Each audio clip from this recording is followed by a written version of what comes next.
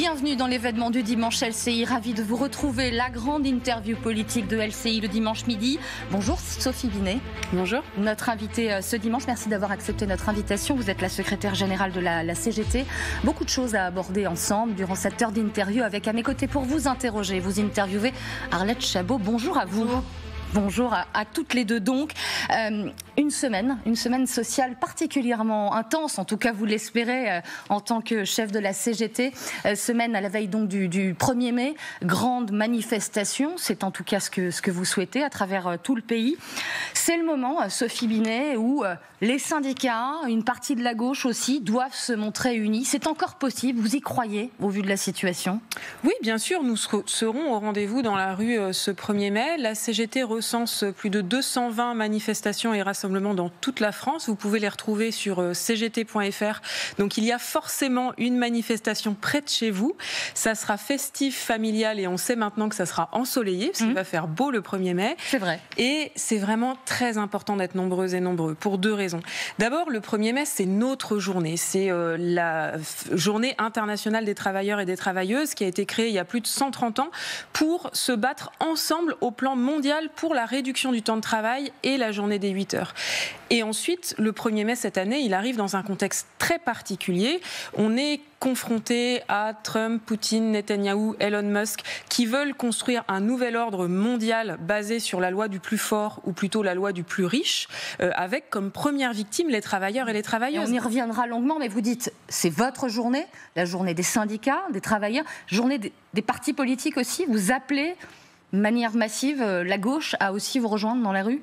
Nous appelons les travailleurs et les travailleuses. Les manifestations sont toujours organisées par les organisations syndicales et nous manifesterons le 1er mai pour dire que nous ne voulons pas de cette économie de guerre que l'on veut nous imposer. Nous voulons des services publics à la hauteur, nous voulons des salaires qui nous permettent de vivre et nous voulons l'abrogation de la réforme des retraites. Et donc c'est pour ça que c'est très important de se mobiliser parce qu'on voit bien aujourd'hui la stratégie conjointe du patronat et des gouvernements, d'utiliser ce choc mondial pour enterrer les conquis sociaux et pour nous imposer des logiques d'austérité. Arlette Chabot. C'est la fête du travail, mais alors il y a une petite polémique qui est ouverte depuis une semaine à propos du droit de travailler ou de ne pas travailler le 1er mai. Ça commence par un boulanger qui dit « je me retrouve avec une amende de 80 000 euros parce que j'ai ouvert mes boulangeries ».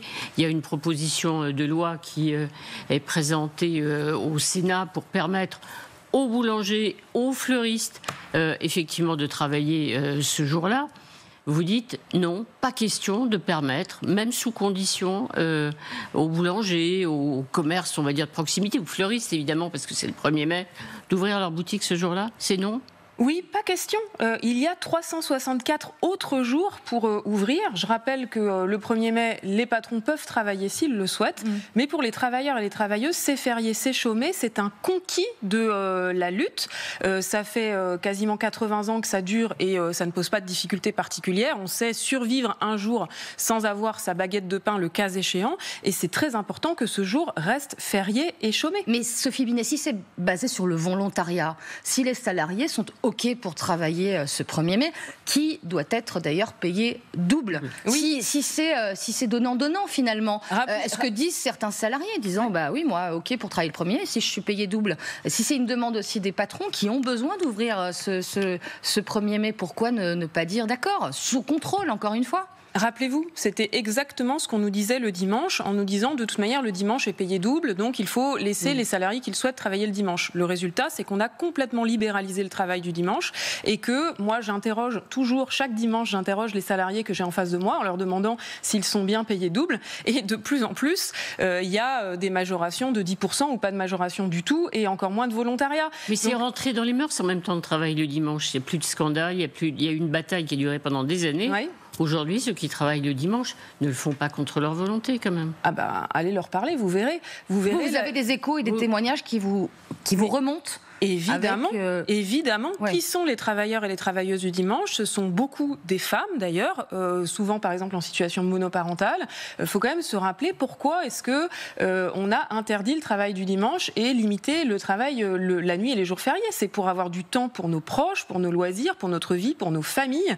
Ce sont les mêmes qui veulent généraliser le travail du dimanche et qui derrière fustigent des parents soi-disant démissionnaires ou laxistes. Moi, mon métier, c'est d'être CPE en lycée professionnel. Je n'ai jamais vu de parents démissionnaires. Par contre, j'ai vu plein de parents qui ne pouvaient pas s'occuper de leurs enfants parce qu'ils travaillaient le soir, la nuit ou le week-end. On a besoin de pouvoir passer du temps avec ses proches, de pouvoir faire société ensemble. Et ça, c'est le rôle des dimanches et des jours fériés. C'est très important. Mais j'entends parfaitement ce que vous dites et votre démonstration, et vous avez sans doute raison sur le terrain, mais il y a aussi des salariés qui sont volontaires pour travailler le dimanche ou le 1er mai, qui le souhaitent, parce que contribution ou doublement de salaire ces jours-ci précisément. Oui. Vous les entendez aussi ? Oui, alors aujourd'hui, on peut malheureusement très facilement travailler le dimanche, de fait avec de moins en moins de majoration, et donc je pense que très franchement, la question du 1er mai, c'est honteux de faire monter cette problématique-là à partir de quelques patrons qui pleurnichent. Arlette Chabot a évoqué cette proposition de loi déposée notamment par des sénateurs pour autoriser ce travail le 1er mai, notamment pour les boulangers. Le gouvernement a fait savoir qu'il la soutiendrait. Quelle est votre réaction là-dessus ? Je suis très choquée par cette position du gouvernement, très choquée par la position de la ministre Catherine Vautrin, qui au lieu de défendre ses services et de défendre l'inspection du travail, prend fait et cause pour des patrons fautifs qui ont été sanctionnés par l'inspection du travail. L'inspection du travail, elle vient faire respecter le droit. Aujourd'hui, on interdit de travailler le 1er mai, et donc les inspecteurs, inspectrices du travail doivent être défendus par leur ministre de tutelle quand même. Arlette Chabot. Donc aucun changement de la loi, selon vous, c'est absolument inacceptable et ça justifierait une mobilisation de votre part ? Oui, tout à fait, parce qu'on la change aujourd'hui pour les boulangers et les fleuristes. Demain, on va venir nous voir pour la grande distribution. On sait, à chaque fois, c'est la même logique. On crée un précédent et derrière, on va venir nous dire qu'il y a rupture d'égalité avec les autres secteurs. Donc, il faut garder le 1er mai tel qu'il est aujourd'hui. C'est un jour de repos pour les travailleuses et les travailleurs. C'est un jour de mobilisation pour faire entendre nos revendications. Et encore une fois, ce 1er mai férié et chômé, il a été acquis dans le sang et dans les larmes des ouvriers. Il faut rappeler que c'est les 9 ouvriers de Fourmi assassinés alors qu'ils luttaient pour défendre leur usine dans le Nord à la fin du 19e siècle, que ce sont les millions de poilus qui ont été tués au front qui ont permis en 1919 de gagner le 1er mai, jour férié pour les travailleuses et les travailleurs. C'est une conquête sociale et nous sommes là pour la préserver. Et vous nous dites ce midi que le soutien du gouvernement quant à changer ces règles serait extrêmement choquant, selon vous. Oui, c'est très choquant, je confirme. Sophie Binet, parlons à présent de cette semaine sociale aussi qui s'arrive et qui annonce une semaine, ou en tout cas un week-end de pont noir. Une grève des contrôleurs SNCF est prévue à l'occasion des ponts du 8 mai. Notamment le syndicat Sudrail, mais aussi vous, la CGT. Une semaine noire, de nombreux usagers vont être pénalisés, c'est une réalité. Est-ce qu'ils le méritent, franchement ? Est-ce qu'on ne peut pas s'épargner ça, un week-end de pont ? On peut s'épargner ça en négociant. C'est pour ça que j'appelle la direction de la SNCF à négocier immédiatement avec les organisations syndicales pour faire en sorte que cette grève n'ait pas lieu en satisfaisant les revendications. C'est encore possible et c'est nécessaire. Vous dites qu'elle pourrait ne pas avoir lieu, effectivement. Mais bien sûr, ouais. Évidemment, si des négociations s'ouvrent immédiatement avec des avancées pour les cheminots et les cheminotes, la CGT suspendra son préavis si les revendications sont satisfaites avant, ça c'est sûr. La direction de la SNCF fait savoir qu'il y a déjà eu un accord salarial, ça c'est la règle effectivement des négociations annuelles, 2,2% d'augmentation, que les conclusions et les accords concernant après un conflit de 2022 ont été respectés. Vous dites non, la direction n'entend pas les revendications, il faut aller beaucoup plus loin en matière de salaire ou de primes ? En fait, il y a plusieurs enjeux là sur la mobilisation. D'abord, les primes, c'est des primes qui ne sont pas cotisées et qui n'ouvrent pas droit à retraite, donc c'est quand même un pis-aller. Et puis surtout, ce qu'il faut savoir, c'est que les contrôleurs, contrôleuses et les conducteurs, conductrices de train ont des rythmes de travail qui sont très contraignants. Pas de week-end, du travail le soir, la nuit, beaucoup de découchés. Ils dénoncent des plannings notamment trop imprévisibles, exactement, modifiés à la dernière minute. C'est ça. Et donc leur revendication. Voilà, un des enjeux de discussion, ce sont aussi ceux-là. là pour permettre d'avoir une articulation des temps entre le travail et la vie de famille. Parce que quand on change de planning en permanence, ça veut dire qu'on ne voit pas ses proches et ça veut dire que son conjoint, qui est souvent une conjointe, est obligé d'être la variable d'ajustement sans point d'appui de ce côté-là. Donc ça, c'est des revendications qu'il faut entendre et satisfaire. Mais là aussi, il y a une réflexion qui est engagée, et même une proposition de loi qui a déjà été votée au Sénat. C'est un peu l'exemple italien qui effectivement a servi de modèle. En Italie, il n'y a pas de grève possible. Les jours fériés importants, des grandes fêtes, c'est Noël, c'est Pâques, ce sont les départs en vacances. C'est négocié, discuté. On ne peut pas dire qu'en Italie, les syndicats n'existent pas. Ils existent. Pourquoi ne pas faire la même chose en France ? On sanctifie un peu des jours de fériés et les Français ne sont pas pénalisés.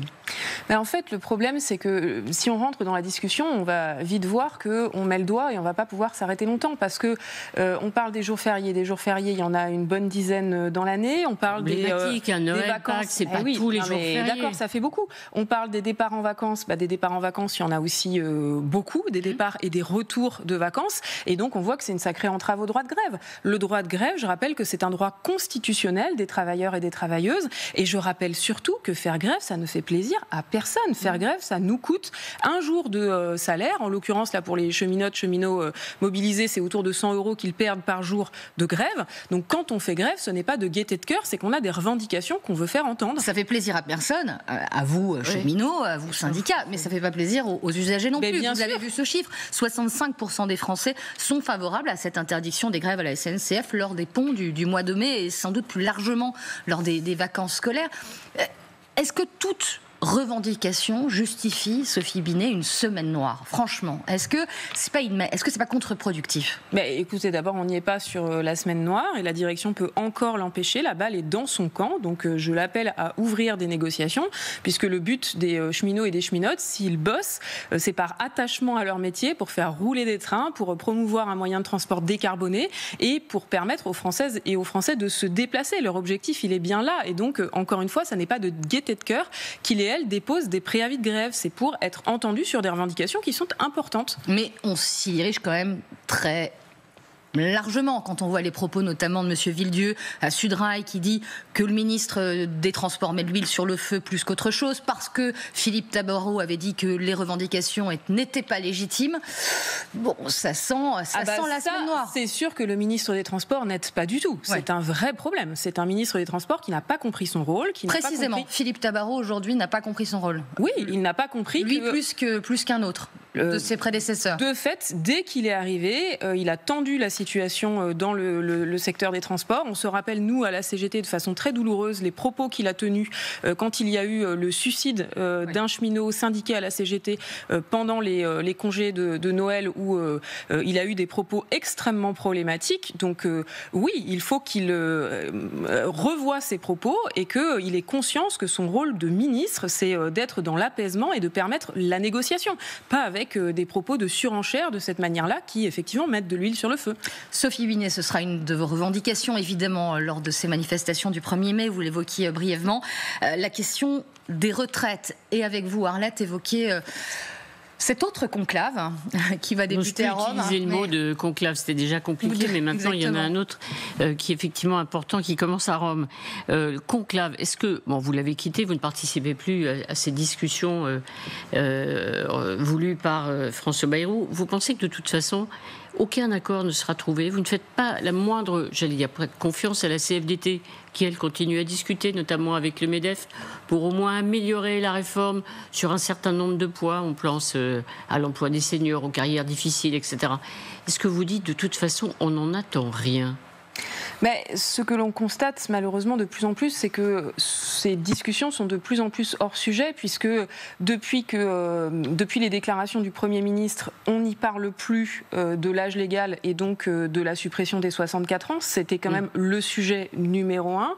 Pire, on parle maintenant dans ces discussions de la retraite par capitalisation, ce qui est un hors-sujet complet. C'est un sujet tabou, ça, on va y revenir, mais c'est un sujet tabou. On ne peut pas parler de tous les sujets qui sont liés à la retraite? Eh bien, en l'occurrence, ces discussions, elles étaient là pour renforcer notre système par répartition et pour réparer les dégâts de cette réforme des 64 ans. Or là, ce que je constate, c'est qu'un, on ne peut plus parler des 64 ans. Deux, au lieu de parler du renforcement de la retraite par répartition, on parle de la retraite par capitalisation. Et la retraite par capitalisation, malheureusement, quand on regarde à l'étranger, on connaît un peu.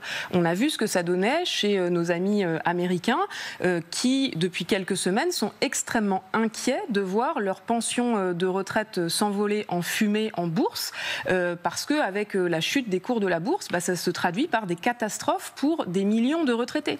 C'est pareil en Suède, où un système mixte a été mis en place depuis 10 ans avec une part de répartition et un étage de capitalisation. C'est à peu près ce que nous vend aujourd'hui le patronat. Le bilan de la réforme suédoise est très clair. Tous les syndicats le disent, y compris d'ailleurs ceux qui ont promu cette réforme à l'époque sont très critiques et disent aux Français, surtout ne faites pas ça. Ça s'est traduit par une baisse du niveau de vie de la quasi-totalité des retraités suédois qui aujourd'hui sont de plus en plus souvent en dessous du seuil de pauvreté. Ne confions jamais notre retraite à la bourse. Pourquoi est-ce que le patronat veut faire ça ? Il faut le dire. Parce que nos retraites, c'est un marché. C'est un marché qui intéresse les assureurs et les banquiers et donc c'est leur objectif. Il y a déjà plein de produits qui permettent à beaucoup de salariés, grâce à leur entreprise ou grâce aux banques, aux assurances, de cotiser eux-mêmes un plus pour leur retraite. La ministre du Travail le dit, il y a 15 millions de Français aujourd'hui qui font de la capitalisation. Ça, c'est la réalité. Et il y a le système française. Des fonctionnaires. Donc, finalement, c'est déjà un système à deux vitesses, non ? Ça existe déjà un peu, mais ça représente moins de 10% du montant des retraites. Et puis, nous, ce que nous constatons sur le système de retraite des fonctionnaires, c'est que, qui est obligatoire, avec ce petit étage par capitalisation qui est obligatoire, c'est que pour récupérer sa mise, un fonctionnaire doit attendre 26 ans à la retraite pour récupérer ce qu'il a cotisé. Or, l'espérance de vie moyenne d'un fonctionnaire à la retraite, c'est 24 ans. Donc on voit bien que c'est un marché de dupes et que le problème de la capitalisation, c'est ça coûte plus cher que la répartition. Ça, il faut le dire. Ça nécessite de cotiser et de cotiser plus qu'en répartition. Donc, ça nous coûte. Et deux, ça rapporte beaucoup moins parce que c'est renvoyé aux aléas de la bourse. Et donc, il n'y a pas de meilleur système que la répartition. Et puis, pour finir, pourquoi est-ce qu'on a un système par répartition en France ? Parce qu'en 1945, au lendemain de la guerre, il y avait des retraites par capitalisation qui avaient été ruinées. Et donc, c'est pour ça qu'on a décidé de créer ce système révolutionnaire. Le pays était ruiné à l'époque. Ça ne nous a pas empêché de créer la sécurité sociale. Et donc, on est bien inspiré aujourd'hui, alors qu'on fête les 80 ans de la sécurité sociale, de s'en souvenir et d'éviter de ressortir des vieilles lunes pour lesquelles nous avons la démonstration du danger de ces systèmes individualistes par capitalisation. On voit bien la démographie, donc de moins en moins de cotisants, de plus en plus de retraités et heureusement en vie de plus en plus âgés. Donc au fond, on se dit, et la démographie ne va pas s'arranger, qu'il faut peut-être trouver ce complément via la capitalisation encadrée, surveillée, pas sauvage, j'allais dire presque comme aux États-Unis. Mais quand même, pourquoi pas ? Est-ce que ça va régler le problème ? Puisque ça coûte plus cher. Nous, ce que nous disons tout simplement, c'est que cet argent que le patronat nous propose de mettre dans la capitalisation pour pouvoir spéculer sur nos retraites, cet argent, il faut le mettre sur les retraites par répartition pour améliorer le niveau de protection des retraites par répartition. Et donc, nous avons des propositions très simples à la CGT. La première, c'est de mettre à contribution les dividendes et toutes les sommes colossales qui sont distribuées aux actionnaires. La deuxième, c'est de faire enfin l'égalité salariale. En France, en 2025, les femmes sont toujours payées 25% de moins que les hommes. Si on alignait les salaires, ça permettrait de financer la moitié des sommes nécessaires pour l'abrogation.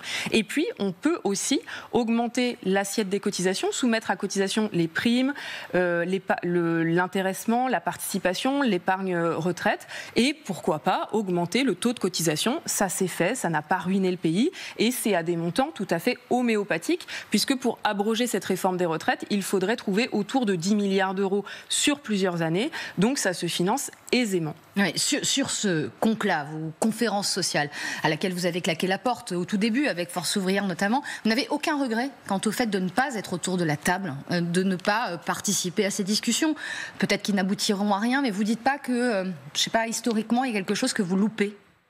Non, je pense que l'enjeu central, que l'on soit resté à la table ou en dehors, c'est la mobilisation. C'est la raison pour laquelle nous appelons les salariés à descendre dans les rues le plus nombreux et nombreuses possible le 1er mai pour faire entendre nos revendications sociales. Et vous demandez un référendum également. Exactement. Et nous ne sommes pas les seuls, puisque c'est 70% des Françaises et des Français qui pensent qu'il faut un référendum sur l'abrogation de la réforme des retraites. Sur cette question, c'est simple. La solution, c'est la démocratie. La réforme, elle a été imposée en force contre la mobilisation sociale. Les députés n'ont même pas pu voter, et les Français et les Françaises encore moins. Et puis moi, j'ai un message à l'intention de nos députés.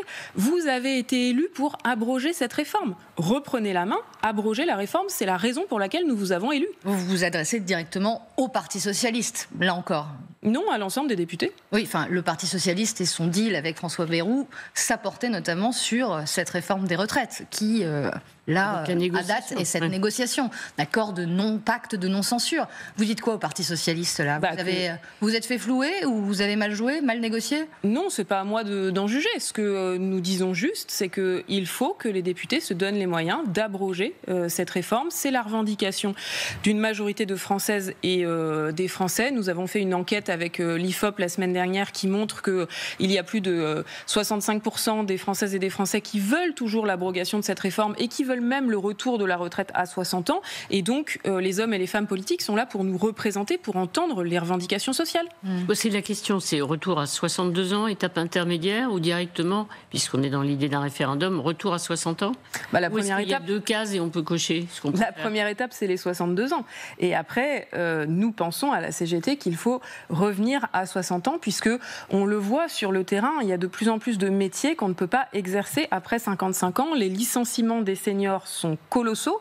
Là, actuellement, les licenciements se multiplient. Ce sont d'abord les seniors qui sont licenciés. Et une fois qu'on est licencié après 55 ans, on ne retrouve plus de boulot. Il y a une hypocrisie terrible. Et donc, nous pensons que la France, 6e puissance mondiale, doit se donner les moyens de garantir à toutes et tous le droit à la retraite à 60 ans. Je vais me faire un peu taquine, vous parlez d'hypocrisie. Est-ce qu'il n'y en a pas un peu aussi, chez vous, mais chez d'autres aussi, de demander un référendum dans une période politique que l'on sait ce qu'elle est, c'est-à-dire sans majorité, un président dans une situation politique complexe. Est-ce que vous, en le demandant, vous savez que d'ici 2027 et la prochaine échéance présidentielle, il n'y en aura pas. Aucun référendum ne se tiendra sur cette question. Non, je ne sais pas pourquoi vous dites ça. C'est le président de la République et le Premier ministre eux-mêmes qui ont parlé de référendum. Donc je leur dis, s'il y a un sujet sur lequel organiser un référendum, c'est bien cette question de la réforme des retraites qui doit se régler par la démocratie. Sophie Binet, avec Arlette Chabot, évidemment, gros dossier consacré à ce budget 2026, ce cauchemar de François Bayrou. 40 milliards d'euros à trouver, Arlette, en 2026. Et déjà dans l'ère de premières propositions. Et on reste sur les retraites, justement ce fameux abattement, 10%. Le gouvernement réfléchit, certains demandent, alors le MEDEF bien sûr qu'on supprime cet abattement de 10%, là aussi vous êtes totalement opposé à cette suppression de l'abattement, vous dites après tout, il y a de la solidarité entre générations, et puis peut-être que les retraités les plus riches pourraient effectivement contribuer un peu plus. Le MEDEF est toujours le champion pour aller chercher l'argent dans la poche des autres. Il faut arrêter de présenter les retraités comme des privilégiés. S'il y a des privilèges dans le pays, c'est bien ceux des rentiers. Le problème, c'est que de plus en plus dans notre pays, on vit mieux de sa rente que de son travail, avec des salaires qui n'ont même pas retrouvé leur niveau de 2020. Et donc, pour trouver l'argent, pour boucler ce budget 2026, ce qu'il faut, c'est aller taxer le patrimoine, taxer les plus hauts revenus, taxer les actionnaires qui n'ont jamais été aussi riches en France, puisque les sommes distribuées par les entreprises du CAC 40 en direction des actionnaires ont atteint un record en 2024, près de 100 milliards. C'est là-dessus qu'il faut travailler. Et puis enfin, je rappelle au patronat que chaque année, nous dépensons près de 200 milliards d'euros d'aides qui sont consenties sans condition ni contrepartie aux entreprises, notamment aux plus grandes, y compris quand elles licencient. Il faut arrêter de se moquer du monde. Oui, quand vous entendez la ministre des Comptes publics dire « Je pense à titre personnel », explique-t-elle, qu'on ne peut pas indéfiniment mettre à contribution les actifs pour financer les nouvelles dépenses sociales liées au vieillissement. Encore une fois, si on est dans du cas par cas, je ne sais pas, mais parce qu'effectivement, si cet abattement fiscal était supprimé, ça aurait pour conséquence, pour plusieurs milliers de retraités, de rentrer dans l'impôt. Ça, c'est une réalité. Mais si cela ne concerne que les retraités les plus riches, les plus aisés, vous dites quoi? Pourquoi pas? Mais en fait, ce que je dis au gouvernement, c'est pourquoi toujours cibler en permanence les retraités? S'il veut taxer les riches, il y a plein de solutions. Il peut commencer par rétablir l'ISF, l'impôt sur les grandes fortunes, qu'il a supprimé. Il peut commencer par rétablir la taxation du capital, des dividendes, des rachats d'actions qu'il a abaissé. Je rappelle que depuis que Emmanuel Macron est président de la République, il a baissé de 73 milliards d'euros les impôts pour les plus riches et pour les grandes entreprises. Il y a 40 milliards à trouver pour 2026. C'est pas si compliqué que ça, en fait. Il suffit de revenir sur la moitié des baisses d'impôts qu'il a consenties aux plus riches. J'aimerais qu'on entende ensemble la proposition faite par la ministre des Comptes publics ce matin chez nos confrères d'Europe 1. Écoutez-la concernant les agences de l'État. Je vous annonce que nous allons, d'ici à la fin de l'année, proposer dans le budget que 1/3 des agences et des opérateurs qui ne sont pas des universités soient fusionnés ou supprimés. Ça veut dire qu'on va faire des économies effectivement de fonctionnement. Ça veut dire qu'on va effectivement rapprocher des équipes, donc il y aura effectivement moins d'emplois publics à la clé. Votre réaction, Sophie Binet, quant à cette annonce du gouvernement? Un tiers des agences de l'État, 1200 au total à peu près, donc si je compte bien, ça fait 400 qui seront concernés.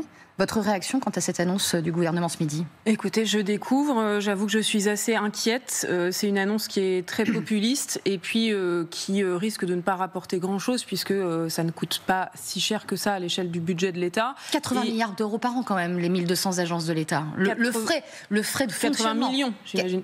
80 millions d'euros par an, voilà. Pardonnez-moi, ouais.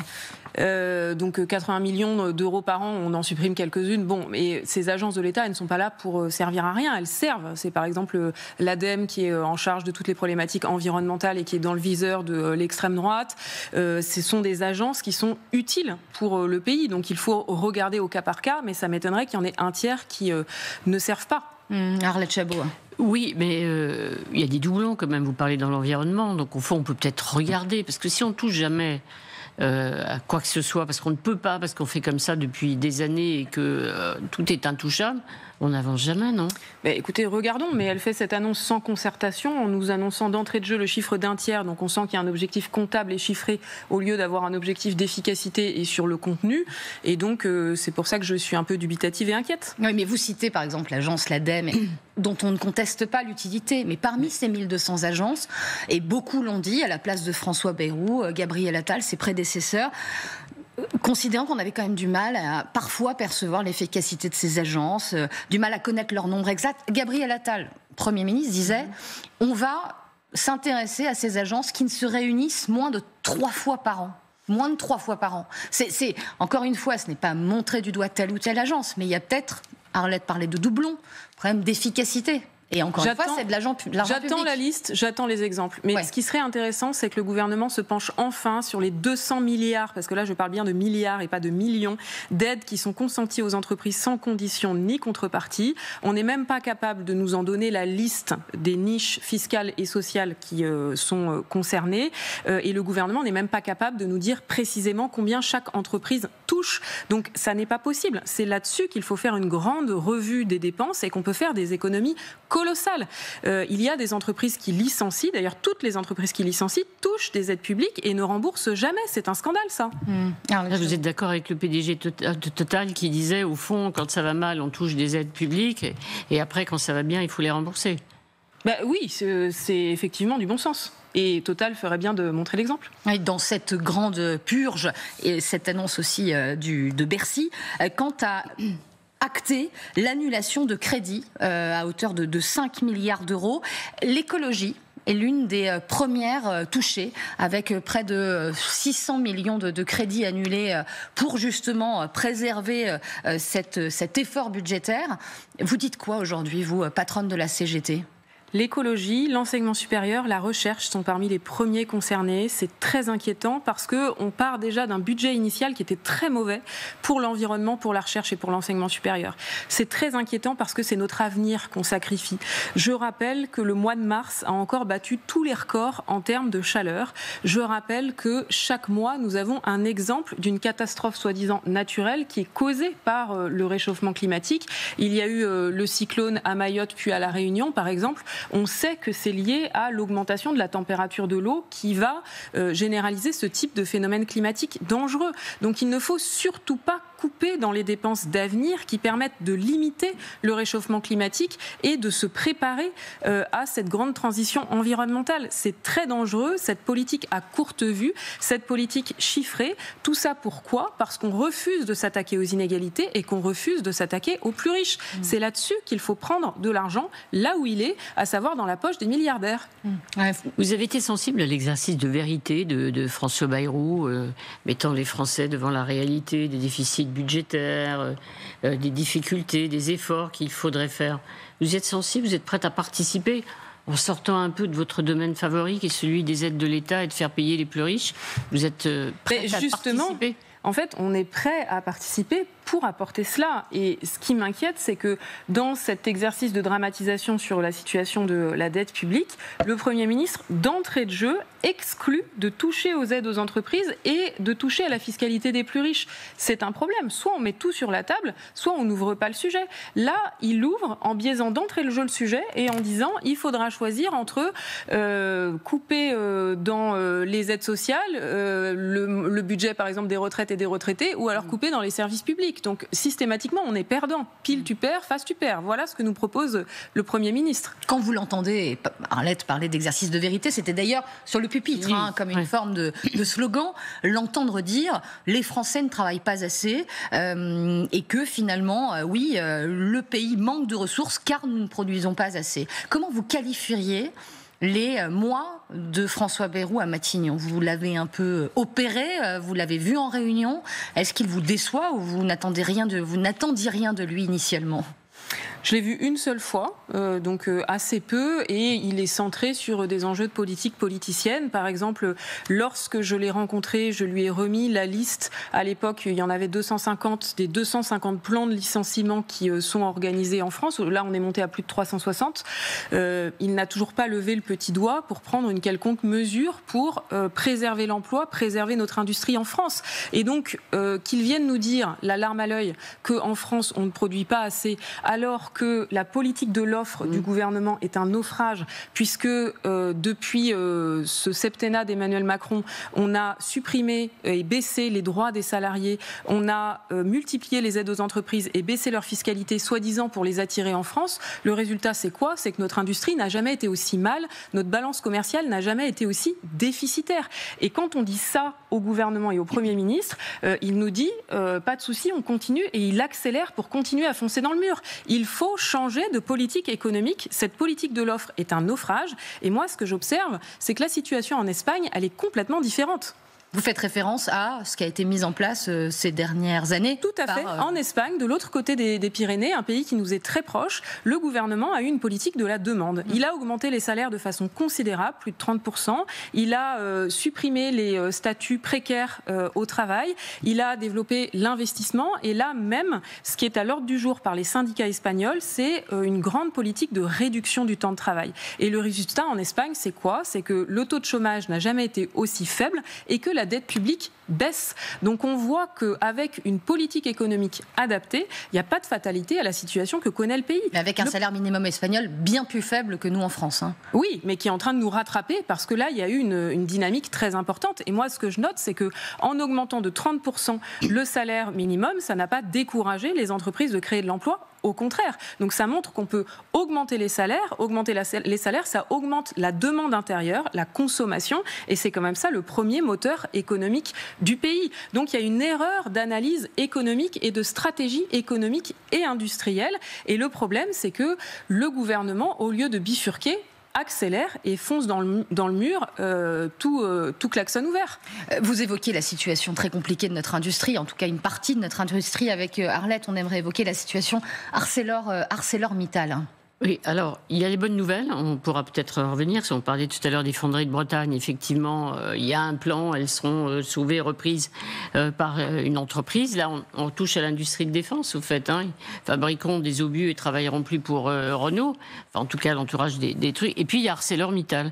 Voilà, 636 postes supprimés. Il y a des réactions différentes. Il y a le président de la région des Hauts-de-France, Xavier Bertrand, qui dit il faut que tout le monde se réunisse. qu'on travaille ensemble, qu'on réfléchisse, qu'on trouve un moyen effectivement de s'opposer à ce plan d'ArcelorMittal. Il y a aussi le site de Dunkerque qui est particulièrement touché. Il y a ceux qui demandent une nationalisation, même temporaire. Vous êtes de quel côté? On discute, on met la pression sur l'entreprise, ou bien carrément, il y a une décision qui est prise, c'est une nationalisation, même temporaire. Il faut prendre des mesures très fortes, puisque je rappelle que ces 636 suppressions de postes font suite à 130 suppressions de postes l'année dernière, et que si l'on ne fait rien, ça n'est que le début, puisque ce que nous savons, et nous alertons depuis des mois, c'est que ArcelorMittal est en train de se préparer à quitter la France et l'Europe pour relocaliser sa production au Brésil et en Inde. Si on laisse Arcelor faire, ça veut dire qu'il n'y aura plus de production d'acier en France ni en Europe. Sans acier, il n'y a pas d'industrie. Et je rappelle que quand nous avons créé l'Europe, à l'époque, elle s'est créée sur la CECA, la Communauté économique du charbon et de l'acier, parce que la question de l'acier était centrale. Donc, c'est une question centrale sur laquelle il faut agir. De souveraineté. De souveraineté pour garantir notre industrie.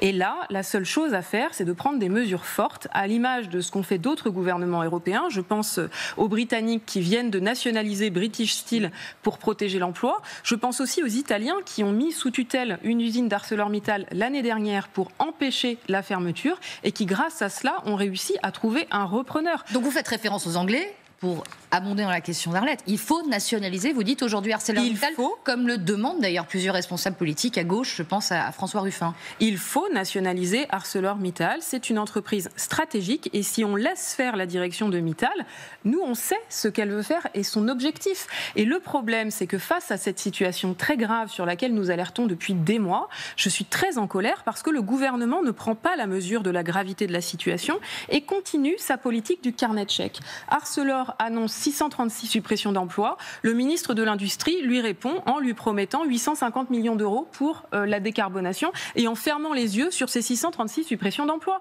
Ça n'est plus possible. ArcelorMittal a bénéficié déjà de 300 millions d'euros d'aide publique en 2024 tout en faisant 130 licenciements et en prévoyant quasiment 700 autres. Donc il faut arrêter de se moquer du monde. On a besoin d'un gouvernement qui s'affirme enfin face aux multinationales, face aux grands groupes qui tapent du poing sur la table et qui utilise les instruments qu'il a à disposition. Il n'y a pas de fatalité parce qu'on se dit au fond, l'acier, bah oui, c'est la Chine. L'Union européenne annonce des mesures, Ursula von der Leyen, pour se protéger justement des importations d'acier chinois. Ce sera, comme vous l'avez dit, c'est l'Inde. Après tout, Mittal retourne chez lui, si je puis dire. Et puis le Brésil, et c'est fini en Europe. On n'arrive pas à produire, c'est trop cher. Non, il n'y a aucune fatalité, c'est une question de choix politique. Il faut prendre des mesures pour protéger notre industrie du dumping.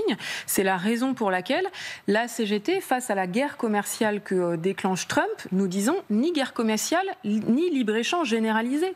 Le libre-échange, on en a soupé quand même. Depuis 25 ans, ça s'est traduit par des centaines de milliers de suppressions de postes, notamment dans l'industrie, en France, mais partout en Europe.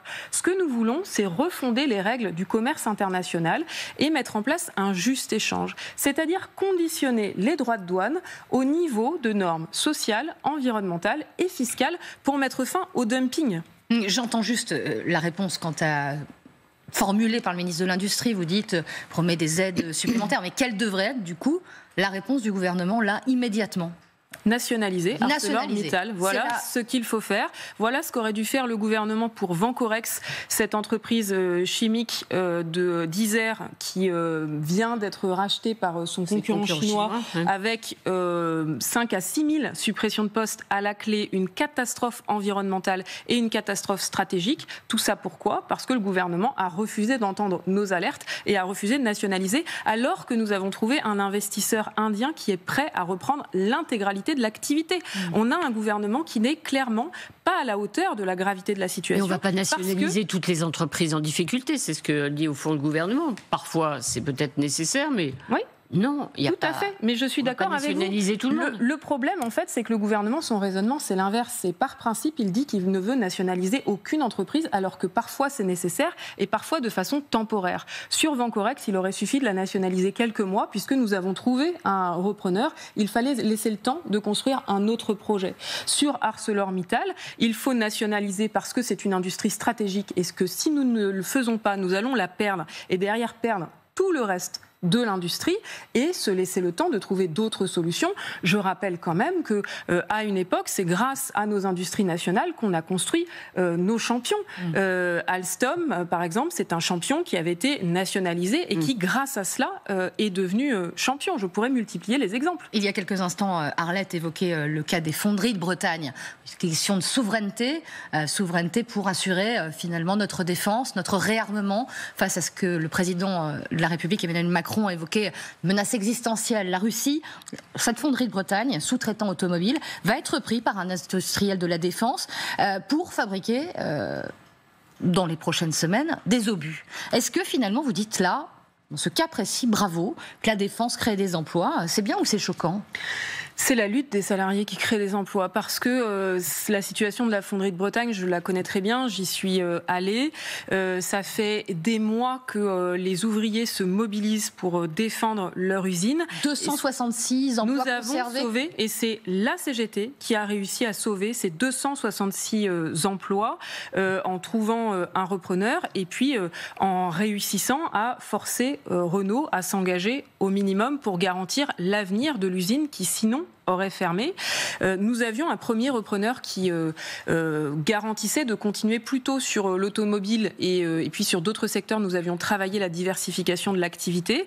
Malheureusement, ça n'a pas été possible parce que en décembre dernier, le gouvernement n'a pas monté le rapport de force face à Renault pour imposer à Renault de s'engager sur des volumes et une production et empêcher Renault d'aller délocaliser sa production. Vous semblez le regretter. Oui, parce que ça restait plus sur l'activité originelle de l'usine. Maintenant, l'essentiel, c'est que grâce à notre mobilisation, nous ayons réussi à sauver 266 emplois et la suite, elle s'écrira avec les salariés et avec la CGT. Je soutiens tous les élus locaux qui se sont mobilisés à nos côtés et qui, grâce à leur détermination, nous ont permis de gagner cette issue heureuse. C'est un message d'espoir pour tous les salariés qui se mobilisent. Ça démontre que se mobiliser pour sauver l'emploi, ça paye quand on le fait avec les organisations syndicales. Arlette. Oui, juste petite précision, il n'y a pas d'état d'âme. Ce sont des industries de défense. Il n'y a pas d'état d'âme. Vous dites ce qui est le plus important, c'est effectivement de sauver des emplois. Certains disent industrie de guerre, sans état d'âme à la CGT. Les ouvriers préféreraient produire autre chose, ça c'est sûr. Après, l'essentiel, c'est de sauver l'emploi, sauver l'usine. On sait faire de la diversification et là, nous nous sommes battus et nous l'avons obtenu d'ailleurs, que la fonderie de Bretagne ne va pas faire exclusivement de l'armement. Elle va continuer à travailler pour le secteur automobile. Elle va aussi travailler, ça c'est tout le travail que nous avons fait, une diversification en direction par exemple des tracteurs, de John Deere, de Thales, etc. Donc elle va fournir toute une série d'industries de la région et aussi une diversification vers le militaire parce que c'est ça qui nous a permis de sauver l'usine. Vous évoquez à l'occasion de cette émission les conséquences de cette guerre commerciale, des tarifs douaniers imposés par le président américain sur lequel il est en partie revenu, mais la situation reste économiquement très instable. Est-ce que vous dites que le président français, avec cet appel au patriotisme, comme son ministre de l'économie, a gelé notamment les investissements des grandes entreprises aux États-Unis, il a eu raison de le faire? Je vous demande ça parce que, et vous êtes au premier rang concerné en début d'année, vous avez eu des propos très durs à l'égard de certains grands patrons. Vous avez parlé de rats qui quittaient le navire quand il s'agissait peut-être de partir de France parce qu'il était, en tout cas c'était leur argument, trop compliqué d'investir dans l'Hexagone. Est-ce que vous, d'abord, première question, vous dites Macron a eu raison, le président français a eu raison d'appeler ses patrons au patriotisme? Oui, il faut rappeler aux entreprises, aux grands patrons, qu'elles ont et qu'ils ont une nationalité. Et donc, il faut jouer le jeu de l'emploi en France, des questions environnementales. Et on a des entreprises qui sont toujours plus irresponsables et dont le seul objectif, c'est de dégager plus de valeur, plus de cash pour les actionnaires. C'est inacceptable. Par contre, ce que je dis au président de la République et au gouvernement, c'est que face à la guerre commerciale, ce qu'il faut, c'est donner des leviers d'action aux salariés. Nous avons exigé et obtenu la mise en place d'une cellule de crise à Bercy, puisque depuis près de 3 mois que Donald Trump avait été élu, le ministre de l'économie n'avait pas jugé bon de recevoir les organisations syndicales, alors que les travailleurs et les travailleuses sont les premières victimes de cette guerre commerciale qui se met en place, et que nous sommes aussi les premiers à défendre l'emploi en France. Donc il y a une cellule de crise qui va se mettre en place, c'est très bien. Vous en avez la garantie, ça? Vous êtes assuré que cette cellule de crise... Oui, tout à fait. Le ministre de l'économie s'y est engagé la semaine dernière. Maintenant, ce qu'il faut, c'est nous donner des leviers et des prérogatives pour sauver des emplois.